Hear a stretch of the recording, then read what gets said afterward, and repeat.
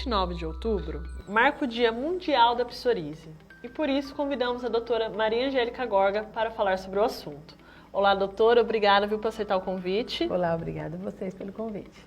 Doutora, explica pra gente o que é psoríase.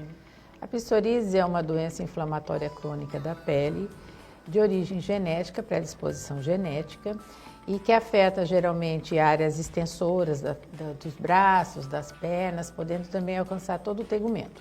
São placas avermelhadas, né, a gente chama de eritematosas, descamativas, desprendendo grandes, às vezes, crostas, cascas, né, que os pacientes chamam, e que causam um desconforto. Não necessariamente coceira, prurido, embora muitos pacientes relatem, né, o prurido, mas geralmente queimação também. Uhum. Doutora, quais são os fatores que acarretam para o desenvolvimento da doença? O sexo, a idade, elas podem influenciar? É uma doença que pode atingir qualquer idade, qualquer sexo, mas predomina geralmente na idade adulta, após os 40 anos.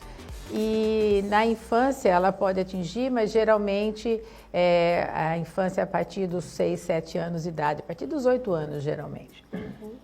Doutora, essa doença, ela pode ter uma produção sistêmica? Explica pra gente o que é isso. Sim, como ela é uma doença inflamatória crônica, que o paciente vai ter essa doença há anos, ela pode sim causar repercussões inflamatórias em outros órgãos. Então pode causar a chamada síndrome metabólica, que ela cursa então com obesidade, hipertensão, diabetes, né, resistência à insulina. E isso agrava a doença também. E a doença é um ciclo vicioso, né? E a doença agrava essas comorbidades também. Então, o paciente de psoríase, ele tem uma predisposição maior de ter a doença sistêmica. Uhum. Doutora, e quais são os tratamentos para essa doença? Como ela é uma doença crônica, então, assim, vale ressaltar que existem formas localizadas, que não necessariamente vai ter essa repercussão sistêmica que nós falamos.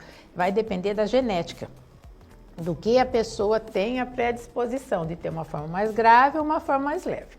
Então, as formas mais leves, geralmente a gente faz tratamento tópico, uso de hidratantes, de cremes com corticoides, com cremes específicos também, que a gente chama de inibidores da calcineurina para psoríase. Existem vários tipos de tratamentos tópicos.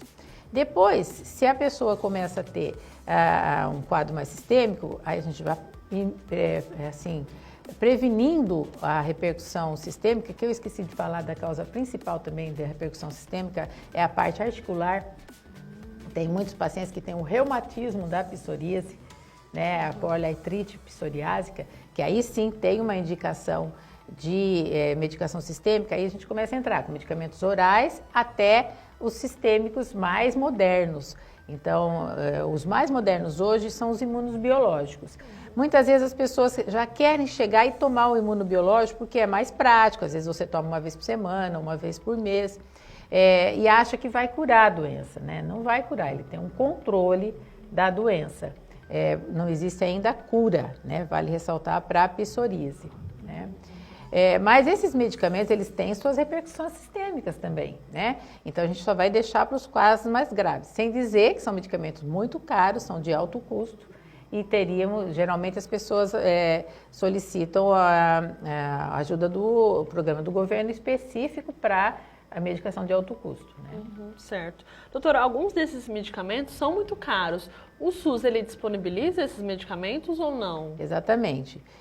Nós temos, então, existem, então, assim, alguns casos que as pessoas de medicamentos para psoríase que não tem na rede do SUS de alto custo, que tem que entrar até na justiça para pedir, mas hoje a maioria que a gente prescreve, até os reumatologistas prescrevem, os imunobiológicos, eles têm nessa rede do SUS da medicação de alto custo. Então existe todo um processo, o paciente tem que passar por uma consulta para o reumatologista, com o dermatologista, a gente tem que fazer um laudo, e aí vai, por exemplo, na unidade de referência, no caso nosso é Campo Grande, que vai ser liberada essa medicação para o paciente.